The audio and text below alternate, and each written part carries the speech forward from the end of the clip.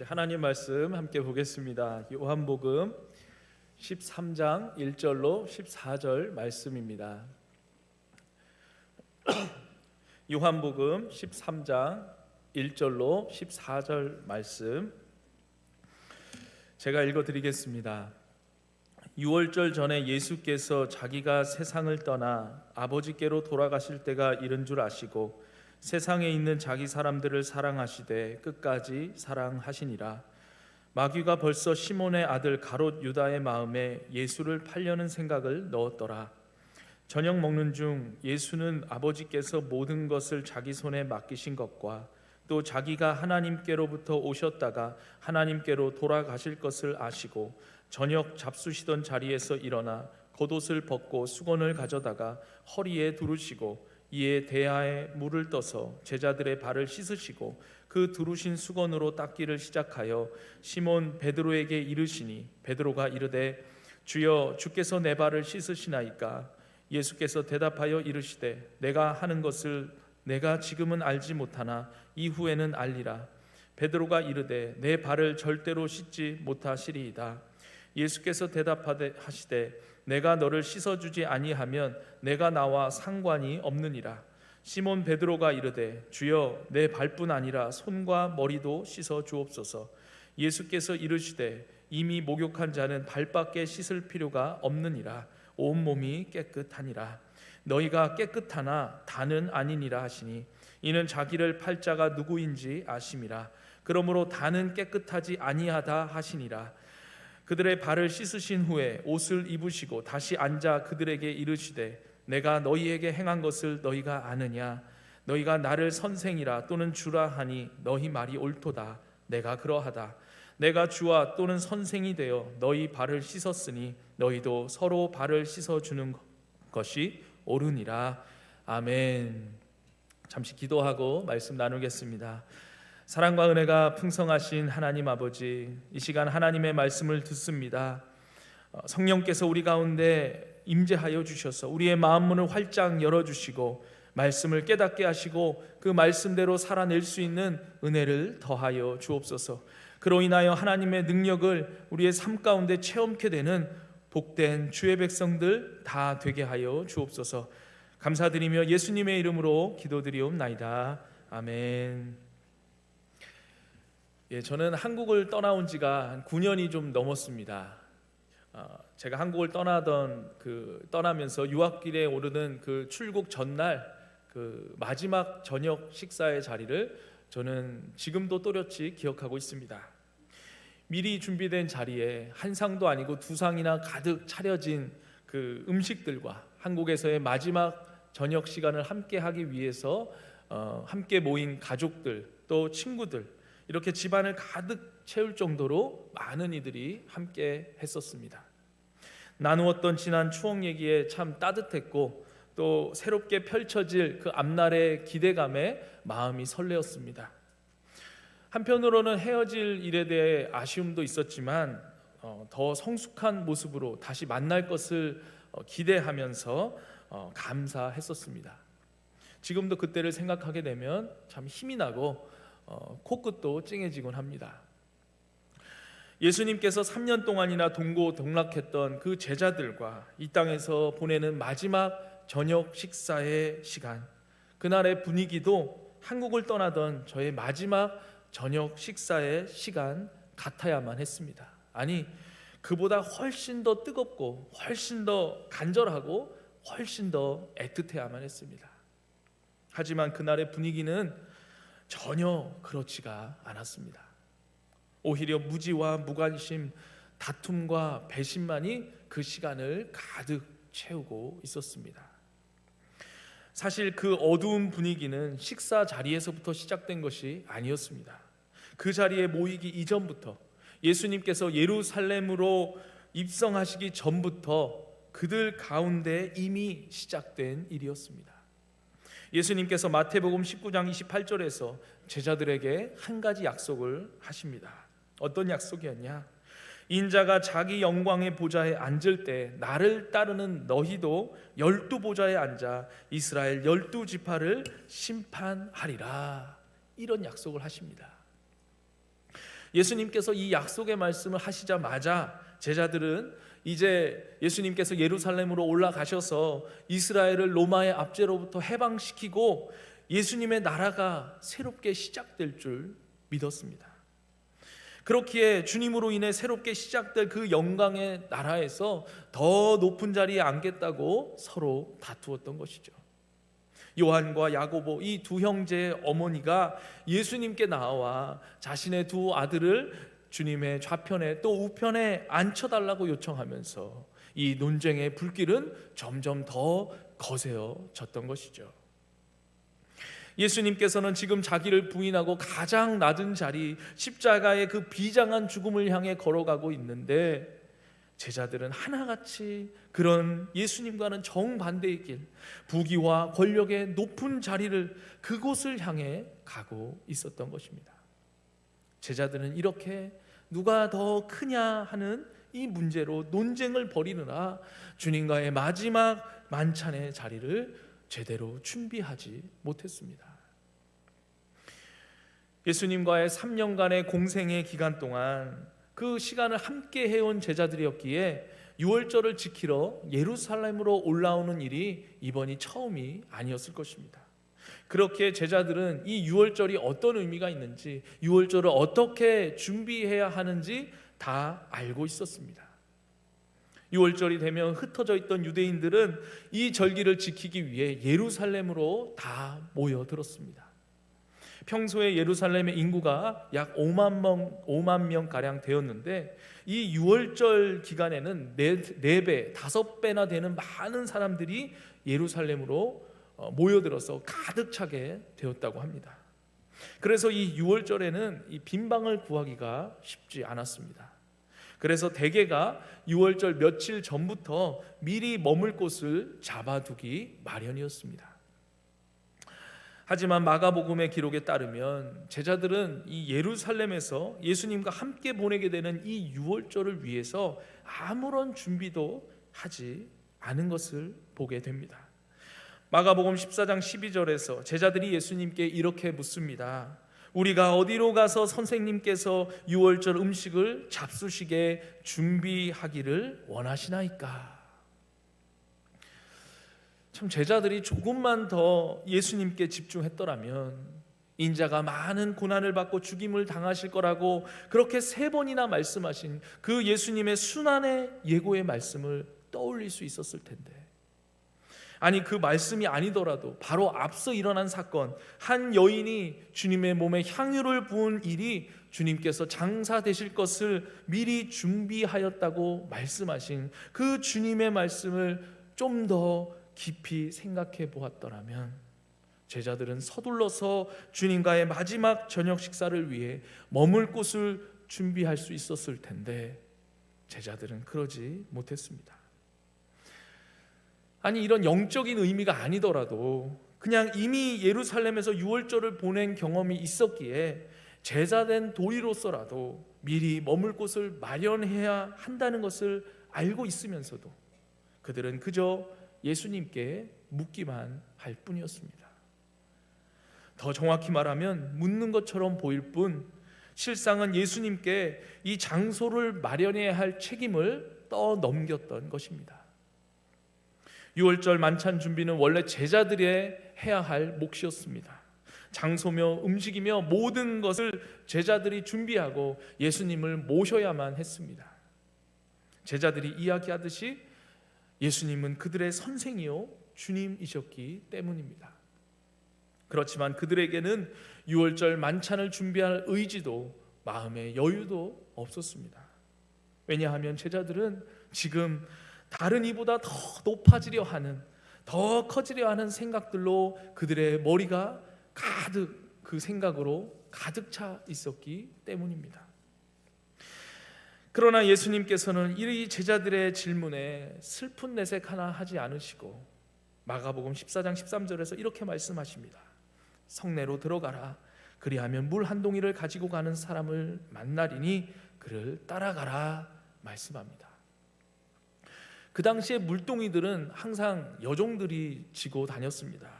그런데 여기서 물동이를 지고 가는 사람은 남자였습니다. 우리말로는 그저 사람이라고 번역하여서 그 사람이 남자인지 여자인지 구분할 수 없지만 원문으로 보면 그가 남자임을 알게 됩니다. 즉 예수님 말씀대로라면 물동이를 지고 가는 한 남자를 만나게 된다라는 것입니다.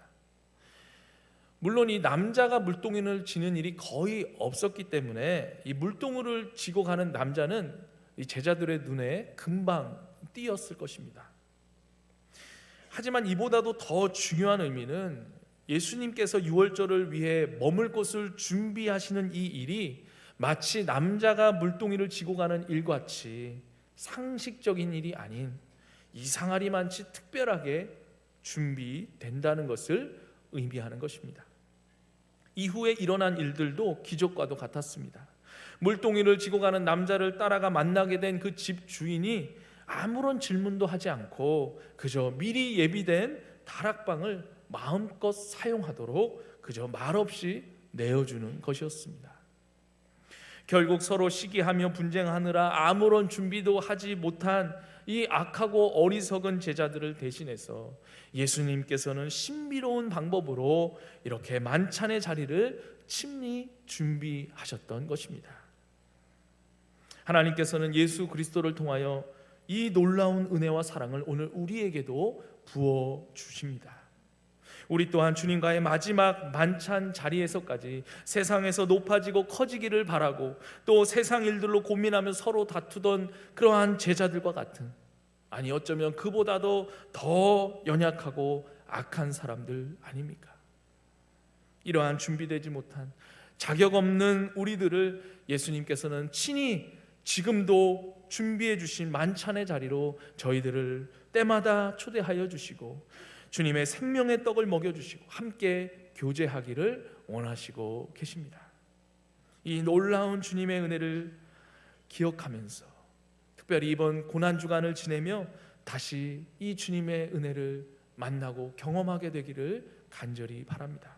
그 은혜로 말미암아 지금 이곳에서 이 시간에 영원한 생명을 누리며 날마다 주님과 기쁨으로 교제하게 되는 저와 여러분 모두가 되시기를 간절히 바랍니다. 최후의 유월절 만찬을 제자들을 대신해서 친히 준비하시는 그 예수님의 모습을 보면 이제라도 정신을 좀 차려야 했을 제자들인데 그들은 여전히 다른 이들보다 높아지기만을 탐하는 그러한 어리석은 모습을 보이고 있습니다. 예수님도 이런 제자들을 사랑하시기가 참 쉽지 않았을 것입니다.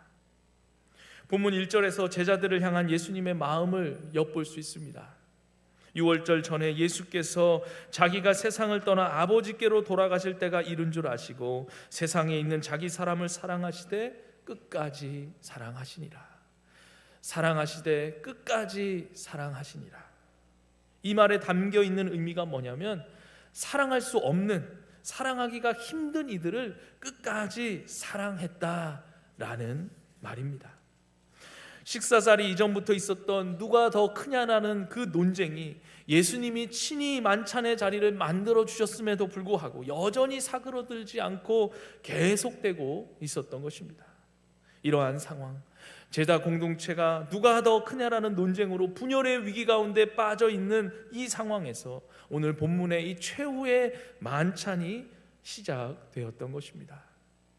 3년 동안이나 예수님께 보고 들으며 온몸으로 배웠던 그 가르침들은 싹 다 잊어버리고 서로를 향해 씩씩거리고 있는 그 제자들, 그러니 그런 그들을 끝까지 사랑한다는 것은 결코 쉬운 일이 아니었을 것입니다. 더구나 그 만찬의 자리 가운데는 유다도 함께하고 있었습니다. 2절 말씀을 보니까 마귀가 벌써 시몬의 아들 가롯 유다의 마음에 예수를 팔려는 생각을 넣었다라고 말씀합니다. 제자들은 누가 더 크냐라는 그 논쟁에 빠져 서로를 시기하고 깎아내리고 있고 그 와중에 유다는 예수를 어떻게 팔까 그렇게 생각하고 있는 다툼과 배신이 가득한, 이것이 예수님께서 이 땅에서의 마지막 신이 준비해 주셨던 마지막 최후의 만찬의 분위기였습니다. 예수님은 사랑하기를 자기 자신을 사랑한 것 같이 사랑하라고 가르치시고 또 용서하되 7번을 70번까지도 용서하라고 가르쳤건만, 또 자기를 부인하고 자기 십자가를 지라고 그렇게 입이 닳도록 가르쳤건만, 이 제자 공동체는 예수님의 생애 마지막 최후의 만찬 자리에서까지 이리 갈리고 저리 갈리고 찢어지고 있었던 것입니다. 교육학적 관점에서 보면 이 예수님의 신앙 교육은 철저하게 실패한 것처럼 보입니다. 3년 내내 곁에 끼고 공부를 시켰건만 제자들 모두가 낙제점을 받은 것입니다. 만약 제가 예수님이었더라면 참 내가 이러려고 쟤네들을 3년 동안이나 끌고 다니면서 가르쳤나 하는 자괴감이 들면서 절망했을 텐데, 그러면서 그 무지몽매한 제자들을 그냥 내버려 두고 그냥 떠나버리고 싶었을 텐데, 그런데 우리 사랑 많으신 예수님께서는 그 실패의 자리에서 그 실패한 사람들과 여전히 함께하고 계십니다. 그래서 성경은 이러한 예수님을 가리켜 사랑하시되 끝까지 사랑했다라고 표현하는 것입니다. 이러한 무겁고 어색하고 참담한 분위기, 영적인 긴장 상태 속에서 어떠한 사건이 벌어집니다. 3절과 4절에서 보니까 예수님께서 저녁 먹는 중에 식사가 끝나기 전에 자리에서 일어나셨다라고 말합니다. 이건 굉장히 놀랄 일이었습니다. 오늘의 우리에게는 저녁 식사라는 것이 큰 의미가 아닐 수 있습니다. 저녁 식사를 하다가 급한 전화가 와서 받으러 나갈 수도 있고, TV를 보느라 식사를 중간에 그만둘 수도 있고, 또 급한 일이 생겨서 먼저 식사 자리를 뜰 수도 있지만, 그 당시의 유대 문화에서는 결코 있을 수가 없는 일이었습니다. 저녁 식사 중에 그 분위기를 깨는 무엇인가를 하는 것, 그것이 엄청난 결례였습니다. 그런데 그 모든 걸 다 아시는 예수님께서 식사를 하시다 마시고 갑자기 벌떡 일어나신 겁니다. 그리고는 겉옷을 훌떡 벗어버립니다. 옷에 뜨거운 국물이 튀어서 그랬을까요? 그건 아니었을 것입니다. 그렇다면 왜 갑자기 식사의 분위기를 깨는 이 돌발 행동을 주님께서 하셨던 것일까? 예수님께서는 여전히 누가 더 크냐라는 그 논쟁에 빠져 있는 그 제자들에게 이 땅에서의 강렬한 마지막 가르침을 주고자 식사의 예절까지도 다 어기면서까지 자리에서 벌떡 일어나셨던 것입니다. 예수님께서는 그렇게 일어나시고 겉옷을 벗으셨습니다. 사실 그 당시에 그 시대에 겉옷을 벗는 일은 잠잘 때 빼고는 없었습니다. 그렇다면 예수님이 지금 식사를 하시다 마시고 피곤하셔서 주무시려고 그러시는 것일까? 결코 그렇지 않을 것입니다. 근데 원래부터 거의 겉옷을 입지 않는 사람들이 있었습니다. 누구일까요? 몸에서 열이 많은 사람? 아닙니다. 노예들이 그랬습니다. 이 노예들은 겉옷을 입지 않았습니다.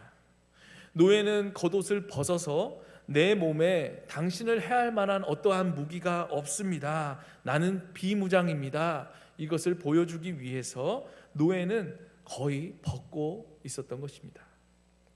지금 예수님께서 겉옷을 벗고 벗은 몸을 보여주셨다는 것은 제자들에게 내가 당신들의 노예입니다 라는 것을 몸으로 표현하고 있는 것입니다.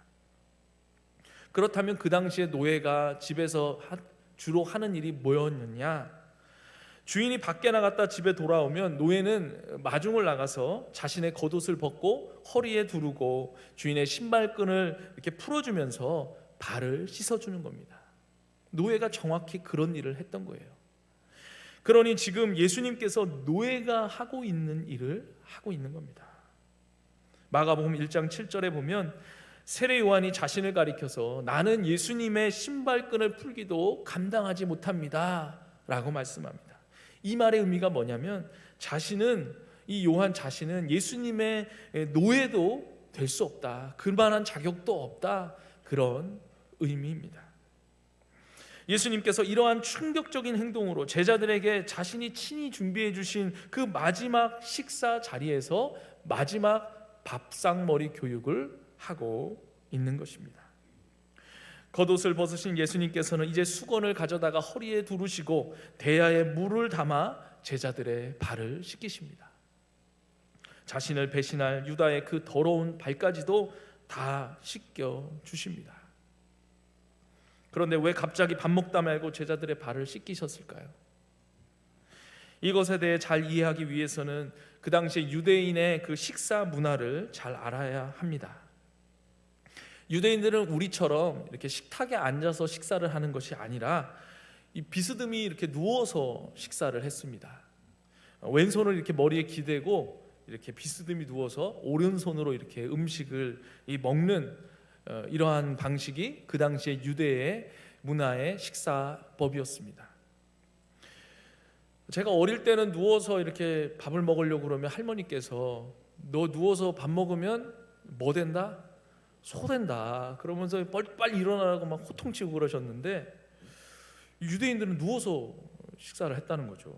그래서 소는 안 되더라도 소화는 안 될 것 같은데, 그래서인지는 몰라도 이 고대 유대인들에게는 진짜로 소화기 쪽에 좀 이렇게 병이 많았다고도 합니다. 아무튼 이 유대인들은 그렇게 이렇게 비스듬히 누워서 밥을 먹었다는 것이죠. 그래서 유대인들은 이 밥 먹기 전에 우리가 손을 씻는 것만큼이나 더 확실하게 발을 씻어야만 했습니다. 아니 일단 밥 먹기를 떠나서 일단 집에 들어오면 발을 씻을 수 있도록 문 앞에 놓인 그 항아리에 물이 담겨 있었습니다. 발을 씻지 않으면 발냄새 때문에 집안에서 정상적으로 생활하기가 좀 어렵기 때문에 들어와서 발을 씻게 되는 것이었죠. 그래서 손님이 집에 오면 그 집안의 종이 마중 나가서 손님의 발을 씻어주는 게 그 당시의 예의였고 상식적인 일이었습니다. 만약 종이 없다고 하면 발 씻을 물이라도 이렇게 내다 주는 것이 그 당시의 예의였습니다. 그래서 누가복음 7장에도 보면 예수님께서 자신을 이제 집으로 초대한 바리새인 시몬에게 내가 내 집에 들어갈 때 너는 내게 발 씻을 물도 주지 않았다, 이렇게 자신이 받은 푸대접에 대해서 또 마음이 상하였다고 그렇게 말씀하시는 것이 기록되어 있습니다. 이처럼 발 씻을 물을 주지 않고 식사하는 것은 그 당시 유대인의 풍습에서 모욕을 당한 것처럼 여겨질 만큼 그토록 중요한 예의이자 의식이었던 것입니다. 이러한 배경 지식을 가지고 오늘 본문 말씀을 다시 보면 예수님께서 식사 중에 제자들의 발을 씻겼다는 것은 어떤 전제가 깔려 있는 것이죠? 제자들이 식사 전에 발을 씻지 않았다는 것입니다. 세상에나 말이죠. 만약 그들이 발을 씻었다면 예수님께서 다시 씻기지는 않았을 것입니다. 또한 제자들 그 누구도 예수님께 발 씻을 물을 내다 주지 않았다는 것이 전제되어 있는 것이죠. 그 당시의 역사 기록을 보면 제자들은 서로의 발을 씻기면서 서로를 섬기는 훈련을 계속해서 해왔다고 합니다. 평소와 같았으면 서로의 발을 깨끗하게 씻어 주었을 텐데, 그런데 이날만큼은 아무도 서로의 발을 씻어주지 않았던 것입니다. 왜 그랬을까요? 앞서 살펴본 대로 예수님께서 친히 만탄의 자리를 준비해 주셨음에도 불구하고 그들은 여전히 누가 더 크냐라는 논쟁을 계속하고 있었잖아요. 이런 상황에서 누군가가 먼저 다른 제자의 발을 씻겨주면 내가 당신보다 못한 사람입니다, 내가 당신의 노예입니다 라는 의미가 되어버리기 때문에 누가 더 크냐라는 이 논쟁에서 발을 씻겨준 자가 뒤로 밀리게 되는 겁니다. 그래서 내가 너보다 큰 사람이라는 것을 드러내기 위해서 아무도 서로의 발을 씻겨주지 않았던 것이죠.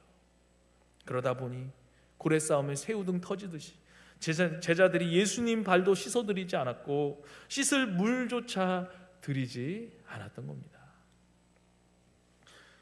예전에 제가 대학 청년부 때 교회에서 산 중턱에 있는 기도원으로 수련회를 갔던 적이 있었습니다. 이제 산에 올라가는 길에 갑자기 비가 막 억수같이 쏟아내렸습니다. 그래서 비를 피하면서 서둘러서 기도원에 이제 도착해서 신발을 벗고 들어가서 뛰면서 찬양하고 이제 말씀을 듣고 기도하려고 자리에 앉았는데, 와, 발냄새가 이게 뭐 냄새에 취하는 건지 성령에 취하는 건지 막 도저히 말씀에 집중할 수가 없는 거예요. 충격적이었던 거는 제 주변에는 자매들이 많았거든요. 그런데도 냄새가 막 나는 거죠. 참 마음이 어렵고 서로 막 이제 시험 들고 그랬는데, 이제 밑에서 냄새가 이렇게 올라오니까 이제 방석 깔고 앉아서 있었거든요. 근데 밑에서 냄새가 올라오니까 기도하는데 이렇게 하늘을 쳐다볼 수밖에, 천장을 쳐다보고 기도할 수밖에 없는 거예요. 그래서 자연스럽게 고개를 들고 이렇게 기도하다가 옆에를 보니까 다들 다 천장을 보고 있는 거예요. 참다 못해 이제 목사님께서 발 닦고 와서 다시 모여서 이제 기도하자 하면서 집회를 해산했던 적이 있었습니다. 실화입니다. 오늘 이 만찬의 자리에서 이 냄새는 그보다 더하면 더했지 약하지는 않았을 것입니다. 한번 생각해 보세요. 밖에서 뭐 제대로 된, 그 당시에 무슨 제대로 된 신발을 신었겠어요. 그 밖에서 그런 불편한 신발을 신고 중동의 모래바닥을 막 휩쓸며 다니다가 집에 돌아와서 씻지도 않은 그 장정들 발 26개, 그 발이 그냥 좁은 방 안에 가득한 채 식사를 하려고 하는 거예요. 와, 음식 냄새와 발 냄새가 막 오묘하게 결합되어서 막 이상한 냄새를 풍기고 있었을 겁니다. 서로 뭐 더 냄새가 나게 하려고 다리를 쭉 뻗어서 다른 사람 음식 코앞에다 막 갖다 들이밀고, 막 냄새는 엄청나게 나는데 아무도 뭐 발도 씻지 않고 꾸역꾸역 식사를 하고 있는, 밥을 먹는 건지 발을 먹는 건지 막 이렇게 웃기면서 또 한편으로는 굉장히 슬픈 그러한 장면이 아닐 수 없습니다. 그래서 어쩌면 예수님께서는 식사 중에 그 발냄새를 참지 못하고 일어나서 발을 씻겨준 게 아닌가, 그런 생각도 해보게 됩니다. 식사하다 말고 일어나셔서 겉옷을 벗으시고 제자들의 발을 씻기는 그 예수님을 향해 베드로는 6절에서 이렇게 얘기합니다. 주여, 주께서 내 발을 씻으시나이까.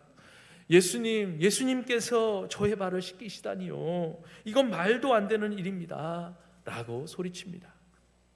자신의 스승이, 하나님의 아들이신 예수님이 겉옷을 벗고 지금 자신에게 노예와 같은 행동을 하고 있는 겁니다. 그 사실이 베드로는 큰 충격을 받습니다. 그것도 식사하는 중간에. 그러니까 당연히 베드로는 내 발은 절대로 씻기지 못합니다 라고 말했던 것입니다. 이건 유대인의 식사 상식으로도 또 스승과 제자의 상식으로도 결코 있을 수 없는 일이었습니다. 그러자 예수님께서는 7절에서 이상한 답변을 하십니다. 예수께서 대답하여 이르시되 내가 하는 것을 내가 지금은 알지 못하나 이후에는 알리라. 이 말은 내가 그저 유대인의 식사 예절을 깨려고 그러는 것이 아니다, 또 발냄새 때문에 그러는 것도 아니다. 이 행동은 너와 다른 제자들에게 어떠한 가르침을 주기 위함인데 내가 지금은 몰라도 나중에는 이 의미를 알게 될 거다 라는 이런 말씀인 겁니다. 예수님의 뜻대로 베드로는 훗날에 이 예수님의 이 충격적인 사랑과 겸손의 가르침이 그 당시의 제자 공동체를 교만과 분열의 위기에서 건져내었다는 것을 깨닫고, 이때 예수님을 다시 한번 떠올리면서 자신이 기록한 베드로전서 5장 5절에서 다음과 같이 기록했습니다. 젊은 자들아, 이와 같이 장로들에게 순종하고 다 서로 겸손으로 허리를 동이라. 하나님은 교만한 자를 대적하시되 겸손한 자들에게는 은혜를 주시느니라. 아멘. 예수님께서는 그 식탁에 가득 차 있는 서로 더 높아지고자 하는 마음, 예수님을 팔면서까지 자신의 욕망을 채우고자 하는 그 눈빛들을 제압하기 위해서 겉옷을 벗은 종의 모습으로 제자들의 발을 씻기는 파격적인 행동을 보이셨던 것입니다. 예수님은 제자들의 발을 다 씻기신 후에 14절에서 이렇게 말씀하십니다. 내가 주와 또는 선생이 되어 너희 발을 씻었으니 너희도 서로 발을 씻어주는 것이 옳으니라. 아멘. 예수님께서는 그날의 제자들에게 또 오늘 우리에게 서로 발을 씻어줘야 한다고 말씀하십니다. 그것이 옳은 일이요, 마땅한 일이요, 우리 헤브론 교회가 더 온전하게 되고 더 사랑이 가득한 교회가 되는 길이라고 그렇게 도전하고 계십니다. 예수님께서 씻으신 그 제자들의 발은 오늘 우리에게 무엇을 의미하는 것일까요? 바로 우리의 허물, 우리의 연약함일 것입니다. 우리에게는 냄새가 가득 찬 그 발과 같은 것들이 다 있습니다. 그로 인해 때로는 다른 사람들에게 불편함을 주고 꺼려지게 만드는 것들이 누구에게나 다 있습니다. 우리가 차라리 발을 뻗어도 닿지 않을 만큼 서로 먼 거리에 있다면, 그래서 서로의 눈빛이 보이지 않고 서로의 냄새가 나지 않을 그러한 거리에 있다면 발을 씻어줄 상황도 그러한 이유도 없을 것입니다. 하지만 헤브론 교회라는 이 가깝게 밀착된 신앙 공동체 안에서 나누게 되는 교제는 예수님과 제자들이 나누었던 그 최후의 만찬에서의 자리와도 같이 발을 뻗으면 서로의 코앞에 닿을 만한 거리에 함께 있기에 서로의 발을 씻어줘야만 하는, 아니 그렇게는 못한다 할지라도 서로를 위해 발 씻을 물이라도 준비해 주어야 하는 서로를 향한 절박한 영적인 요구가 우리에게 요구된다는 것입니다. 참 사실 누군가를 알아가는 과정은, 또 알게 되는 과정은 그렇게 즐거운 일만은 아닙니다. 때로는 냄새를 풍기는 과정이고 냄새를 맡아야 되는 과정이고 그 냄새 안으로 다른 이들을 초청하는 일이고 내가 초청당하는 고통스러운 일이기 때문입니다. 발을 씻어준다는 것은 내 곁에 형제 자매가 발생시키는 모든 악취, 그 존재의 불완전함, 연약함, 그 허물에서 오는 여러 가지 꺼려지는 모습들, 그것들을 다 용납해 줘야만 하는 고통스러운 일이기 때문입니다. 그런데 사실 이것도 문제이고 어렵지만 이보다 더 어려운 일은 내 안에 있는 나의 냄새나는 것들도 나의 형제 자매가 씻어주도록 그렇게 내보여야 한다는 것입니다. 내가 내 발을 씻는 것은 쉽지만 내 곁에 있는 내 형제가 내 형제의 발을 씻어줘야 되고 내 형제가 나의 발을 씻어줘야 하는 그런 일은 결코 쉬운 일이 아닐 것입니다. 내 부족함, 내 연약함을 내 곁에 있는 형제에게 그대로 오픈하고 맡겨야 하기 때문입니다. 어찌 보면 뻔한 결론이지만 오늘 말씀을 통하여 우리는 우리 안에 있는 욕망과 또 세상 권세 잡은 그 마귀 사탄과 어떻게 싸워야 하는지를 보게 됩니다. 한마디로 주님께서 지라고 말씀하신 십자가를 지는 것입니다. 여기서 십자가를 진다는 것은 다른 말로는 겉옷을 벗고 겸손함으로 냄새나는 나의 형제의 발을, 그들의 연약함을 내가 포용하는 것을 말합니다. 거기서 더 나아가 나의 연약함과 부족함도 그들에게 내어 보이는 것을 말합니다. 우리의 형제 자매, 우리의 지체들에게 연약함이 있다고 배척할 것이 아니라, 또 나의 연약함을 그들에게 보이는 것을 부끄러워하는 것이 아니라 냄새나는 발을 씻기고 씻음 받는 것과 같이 나의 연약함을 보이고 그들의 부족함을 끌어안음으로써 교회 안에 긴장이 해소되고 서로가 더 친밀한 관계 속으로 들어가게 되는 것입니다. 이 세상에서 교회가 아니면 어디서 이런 일들을 기대할 수 있겠습니까? 오직 주님의 몸된 교회에서만이 가능한 일일 것입니다. 이것이야말로 우리에게 있어 십자가를 지는 일이요, 우리 헤브론 교회가 더 온전하게 되고 더 사랑이 넘치는 교회로 거듭나게 되는 비결일 것입니다. 결코 쉬운 일은 아닐 것입니다. 때로는 우리가 몸을 구부리고 우리의 체면과 자존심, 이러한 겉옷을 다 벗어 던지고 우리의 존재의 일부분이 떨어져 나가는 것 같은 그러한 위태로운 상실감이 들 만큼 고개를 숙여야 할 것입니다. 하지만 그렇게 할 때에야 비로소 그 최후의 만찬에서의 예수님의 마음에 100분의 1, 1000분의 1이라도 공감할 수 있게 될 것입니다. 만약 우리 헤브론 교회가 예수님께서 보여주신 이 모범을 따라서 서로에게 발을 내보이며 서로의 발을 씻어주면, 또 서로가 서로의 구석구석 그 연약함과 부족함을 그대로 포용해 준다면 얼마나 엄청난 주님 보시기에 기쁨이 되는 교회가 될까 상상해 보게 됩니다. 이러한 상상이 현실이 되는 우리 헤브론 교회가 될 수 있기를 간절히 바랍니다. 이 일을 우리 가운데 가능하게 하시기 위하여 예수님께서 이 땅에 오셔서 겉옷을 벗으시고 제자들의 발을 씻기신 줄 믿습니다. 오늘은 특별히 헤브론 교회 대청소를 하는 날입니다. 모든 성도들이 다 함께 헤브론 교회 구석구석에 쌓인 먼지들을 털어내면서 냄새나고 악취나는 곳을 다 향기롭게 청소할 뿐만 아니라 이 촘촘하고 밀착된 헤브론 교회 공동체 안에서 나의 형제들, 자매들, 나의 지체들의 그들이 풍기는 그러한 냄새도 맡으면서 서로의 발을 씻기는 이러한 사랑의 수고, 이러한 겸손의 수고를 감히 하겠다고 결단한다면 하나님께서는 그 사람에게 감당할 수 있는 능력을 부어 주실 것입니다.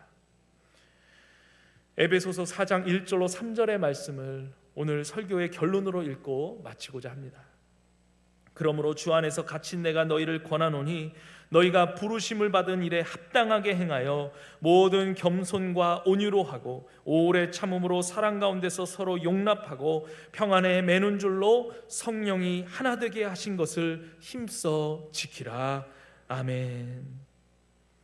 모든 겸손과 온유로 오래 참으며 서로를 용납하며 성령이 하나 되게 하신 것을 힘써 지켜나가며 겸손함으로 서로의 냄새를 맡으며 사랑함으로 서로의 발을 씻기는 헤브론의 거룩한 주의 백성들이 다 되시기를 주님의 이름으로 간절히 축원드립니다. 이제 말씀을 기억하면서 함께 기도하기 원합니다. 이 시간에 기도할 때 사랑 많으신 하나님 아버지, 예수님께서 주와 스승이 되셨음에도 불구하고 악하고 어리석은 제자들을 대신해 이 땅에서의 마지막 만찬의 자리까지도 친히 사랑으로 마련해 주시고 노예처럼 겉옷을 벗고 냄새나는 제자들의 발을 씻어주시고 우리의 발 또한 씻어주셨습니다. 우리의 발에 주님의 손길이 영원히 잊혀지지 않고 기억되게 하시고 주님의 제자로 삼아주셨사오니 우리로 남은 생에 겉옷을 벗어지고 몸을 굽히어 우리의 형제 자매들의 발을 씻기는 그들의 연약함을 용납하고 포용할 수 있는 제자 되게 하여 주옵소서. 이러한 기도 제목 주님 앞에 올려드리며 이 시간에 함께 기도하겠습니다. 하나님 아버지, 은혜 감사드립니다. 3년 동안이나 동고동락했던 예수님과의 그 마지막 시간조차도 자신의 욕망을 위해 서로 시기하며 분노하던 어리석은 제자들을 사랑하시되 끝까지 사랑하신 그 주님, 그 놀라운 주님의 사랑에 우리 영혼이 다 녹아내립니다. 마지막 만찬의 자리에서까지 친히 준비하신 주님께서 때마다 우리도 주님의 만찬의 자리로 불러주시고 생명의 양식으로 먹여주시니 감사를 드립니다. 그뿐 아니라 제자들의 발을 씻겨주시고 아버지 그 충격적인 사랑과 겸손의 행동으로 본을 보이시며 우리 또한 아버지 서로의 발을 씻어주라는 말씀하신 주님, 주님의 명령을 쫓아 그 사랑에 힘입어 주님께서 아버지 말씀하신 대로 서로의 냄새나는 발을 씻어주는 아버지 저희 모두가 되게 하여 주시옵소서. 다른 이들의 연약함과 허물을 용납하고 포용하며 나의 허물과 연약함도 내어 보일 수 있는 그러한 저희들 다 되게 하여 주시옵소서. 주여 아버지 은혜를 더해 주시옵소서. 사랑 많으신 하나님 아버지, 우리의 주님이여 스승 되시는 예수님께서 노예처럼 옷을 벗으시고 냄새나는 제자들의 발을 씻어주시고 우리의 발도 씻어주셨음을 기억하며 우리의 냄새나는 발과 같은 우리의 허물과 연약함에 주님의 손길이 닿았음을 잊지 않고 기억하며 주님께서 보이신 본을 따라 우리의 몸을 숙여 다른 이들의 허물과 연약함을 덮어주는 주님의 참된 제자 되게 하여 주옵소서. 우리의 허물과 연약함도 내어보이며 용납과 포용을 구할 수 있는 참된 제자 되게 하여 주옵소서. 그리하여 헤브론 교회를 더 온전한 교회, 더 사랑이 넘치는 교회로 세워나가는 헤브론의 온 교우들이 다 되게 하여 주옵소서. 감사드리며 예수님의 이름으로 기도드리옵나이다. 아멘. 이제 다